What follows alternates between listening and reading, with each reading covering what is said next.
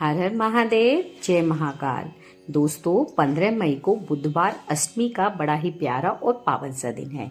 प्यारा और पावन दिन इसलिए है कि इस दिन बड़ा ही शुभ योग पड़ रहा है और अगर आपकी कोई भी इच्छा है, चाहे वो लक्ष्मी प्राप्ति की है, रोग मुक्ति की है, व्यापार या किसी भी इच्छा को लेकर है, वो अगर आप इस दिन इस उपाय को करते हैं तो वो अवश्य ही पूरी हो जाएगी।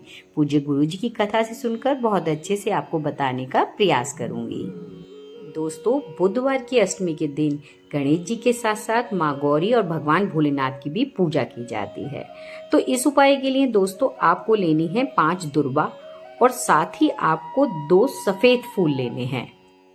दोस्तों, आप सभी लोग जानते हैं कि गणेश जी को दुर्वा और सफेद फूल बहुत प्रिय हैं।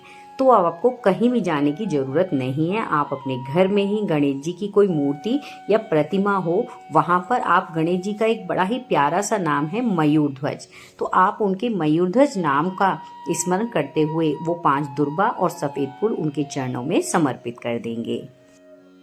इसके बाद दोस्तों एक दीपक देसी घी का, जिसमें आप गोल वाली बत्ती लगाएंगे और उसमें से थोड़े से काले तिल डालकर वहां पर प्रज्वलित कर देंगे और भगवान से अपने अकॉर्डिंग प्रार्थना करेंगे। इसके बाद दोस्तों आपने जो दुर्वा और सफेद फूल समर्पित किया था, उसमें से एक दुर्वा और एक सफेद फूल उठाएंगे और उन्हें आप अपने घर में जहां सबसे ज्यादा समय बिताते हैं वहां पर आप उन्हें किसी भी कोने में रख देंगे। इससे दोस्तों आपकी को जो परेशानी होगी वो तो दूर होगी, साथ ही आपके परिवार के लोगों को जो परेशानी होगी वो भी समाप्त हो जाएगी। चलिए दोस्तों, अब बात करते हैं बुधवार की अष्टमी के दिन किया जाने वाला ये सबसे अचूक उपाय की, जिसके बारे में गुरुजी अक्सर अपनी कथा में बताते हैं कि बुधवार की अष्टमी के दिन इस उपाय को करना चाहिए। इसके लिए आपको लेने हैं धनिया। जी हाँ दोस्तों, आपको साबुत धनिया लेना है 1 चुटकी। उसके बाद आपको अक्षत लेने हैं, 1 चुटकी अक्षत लेने हैं। वो कहीं से टूटे हुए या खराब नहीं होने चाहिए। आपको बिल्कुल साबुत अक्षत के दाने लेने हैं। इसके बाद आपको 5 फूल लेने हैं लाल रंग के।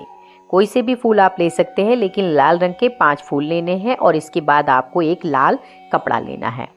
फिर अब इन चारों चीज़ों को आप उस लाल कपड़े में बांध लेंगे, धनिया, अक्षत और लाल फूल, और उसकी एक पोटली बना लेंगे। पोटली बनाने के बाद आप उसे अपने घर के बिल्कुल मध्य में रख देंगे और मध्य में रखने के बाद आप उसके पास बैठ जाएंगे। बस आप ध्यान रखिएगा कि आपका चेहरा साउथ डायरेक्शन में नहीं होना चाहिए। उसके बाद हाथ में पानी लेकर आप उस पोटली के चारों तरफ 3 बार उस पानी को घुमाएंगे। उसके बाद उस पोटली को वहाँ से उठाइएगा और अपने घर के हर कोने में, यानी घर के हर रूम में, हर जगह आप उस पोटली को लेकर घुमाइएगा। बस आपको वॉशरूम में नहीं जाना है। उस पोटली को लेकर घर के हर कोने में, हर कमरे में आप घूमेंगे। उसके बाद उस पोटली को लेकर आप पहुंच जाएंगे किसी भी मंदिर में जहां पर गणेश जी की प्रतिमा हो। ऐसा नहीं कि आपको किसी फेमस मंदिर में ही जाना है, आप किसी भी मंदिर में चले जाइए जहां पर गणेश जी की प्रतिमा होगी। इसके बाद आप उस पोटली को भगवान गणेश जी के राइट साइड में टच कराएंगे। आपको अपना राइट साइड नहीं देखना है, गणेश जी की प्रतिमा का राइट साइड में आप उसे टच कराएंगे। उसके बाद आपकी जो भी इच्छा है उसे आप गणेश जी से बोल देंगे कि मेरे घर में ये परेशानी है, या मेरे यहाँ धन की कमी बनी हुई है, माता लक्ष्मी की कृपा नहीं है, तो आप मेरे ऊपर कृपा करिए। आप बोलने के बाद उस पोटली को भगवान के चरणों में रख देंगे। इसके बाद आप वहाँ पर एक दीपक जलाएंगे, गोल बाती का। देसी घी का दीपक जलाना है, गोल बाती का दीपक आप मिट्टी का लेंगे। और इसके बाद आपको वहाँ पर बैठकर गणेश चालीसा का पाठ करना है और पाठ करने के बाद आप अपने घर वापस आ जाएंगे। चलिए दोस्तों, अब हम चलते हैं अपने दूसरे उपाय की तरफ। दूसरा उपाय किसके लिए करना है? अगर आपके घर में कोई व्यक्ति बहुत दिनों से बीमार है तो ये दूसरा उपाय आपको अवश्य करना है, वो भी बुधवार की अष्टमी के दिन।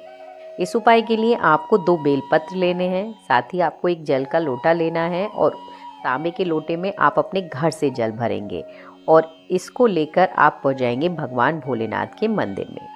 इसके बाद आपको भगवान भोलेनाथ की शिवलिंग पे जो कटी भाग होता है, जिसे हस्तभाग भी कहते हैं, वहाँ पर वो दोनों बेलपत्र आपको रख देने हैं। इस जगह पर बेलपत्र रखने के बाद आप जल का लोटा भगवान भोलेनाथ को समर्पित करेंगे और समर्पित करते समय आपको आसेश्वर महादेव का नाम लेना है और आशेश्वर महादेव का नाम लेकर जल समेत प्रतीक करने के बाद आप बैठ जाएंगे भगवान भोलेनाथ के शिवलिंग के पास और वहाँ बैठकर आप भगवान से प्रार्थना करेंगे कि हमारे घर में ये रोगी है और आप इसको सही करें। इसके बाद आप वहाँ से दोनों में से एक बेलपत का पत्ता उठाएंगे और उसे लेकर अपने घर आ जाएंगे और घर आने के बाद किसी भी तरह से आप उस बेलपत्र के पत्ते को रोगी को खिला दीजिएगा। दोस्तों अब हम चलते हैं अपने तीसरे उपाय की तरफ और जो तीसरा उपाय है ये उपाय है मनोकामना पूर्ति के लिए। लेकिन अब तीसरा उपाय क्या है ये जानने से पहले अगर आप हमारे चैनल पे नए हैं तो आप इस वीडियो को लाइक और चैनल को सब्सक्राइब अवश्य करिएगा। साथ ही दोस्तों कमेंट बॉक्स में हर हर महादेव लिखना बिल्कुल भी मत भूलिएगा। अब दोस्तों इस उपाय के लिए आपको लेना है एक तांबे का लोटा और साथ ही आपको 2 अक्षत लेने हैं। ध्यान रखिएगा टूटे हुए नहीं होने चाहिए, 2 अक्षत आपको लेने हैं। फिर आप अपने घर से जल भरेंगे और उन दोनों अक्षत को उसके अंदर डाल देंगे। डालने के बाद इस जल को लेकर आप पहुंच जाएंगे भगवान भोलेनाथ के मंदिर में। वहां जाकर आपको एकदम से जल अर्पित नहीं करना है। वहां जाकर सबसे पहले दर्शन होंगे आपको नंदी के।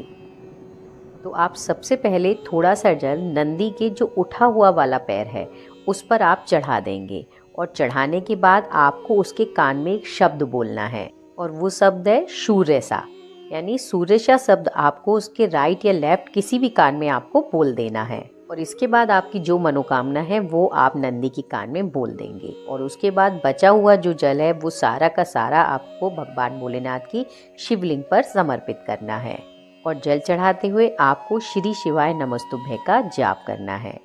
ऐसा करने से आपकी जो भी इच्छा होगी, जो भी मनोकामना होगी वो भगवान भोलेनाथ की कृपा से अवश्य पूरी हो जाएगी। और दोस्तों अब बात करते हैं बुधवार के दिन किया जाने वाला सबसे फेमस उपाय। अगर आपके घर में कोई बच्चा बीमार रहता है या कोई बड़ा बीमार रहता है या फिर बहुत ज़्यादा गुस्सा करता है तो आपको ये उपाय करना है। अब इस उपाय को करेंगे कैसे? इसके लिए आपको केवल 5 पीपल के पत्ते लेने हैं और उस पर उस व्यक्ति को भोजन कराना है। करना कैसे है? आप 5 पीपल के पत्ते लीजिए, उन्हें धो के साफ करिए और किसी थाली में उन 5 पीपल के पत्तों को रखकर आपने जो भी भोजन बनाया है वो उस व्यक्ति को खिला दीजिए। कोई स्पेशल भोजन नहीं बनाया है, जो भी आपने बनाया हो उन 5 पीपल के पत्ते पे रखकर आप उसको खिला दीजिएगा। ऐसा करने से उस व्यक्ति का गुस्सा भी खत्म होगा, साथ ही अगर उसको कोई रोग या बीमारी है वो भी समाप्त हो जाएगी। उसके बाद आप उन 5 पीपल के पत्तों को ले जाकर पीपल के जहाँ से आप लेकर आए थे वहीं पर उसको रख दीजिएगा। तो दोस्तों ये बुधवार को किया जाने वाला सबसे आसान उपाय है। तो बुधवार की अष्टमी को आप इस उपाय को अवश्य करिएगा। और इसी के साथ अगर आपको ये गुरुजी का बताए हुए उपाय पसंद आए हों तो इस वीडियो को आप ज़्यादा से ज़्यादा शेयर करिएगा ताकि और लोगों का भी भला हो सके। इसी के साथ दोस्तों हर हर महादेव, ओम नमः शिवाय।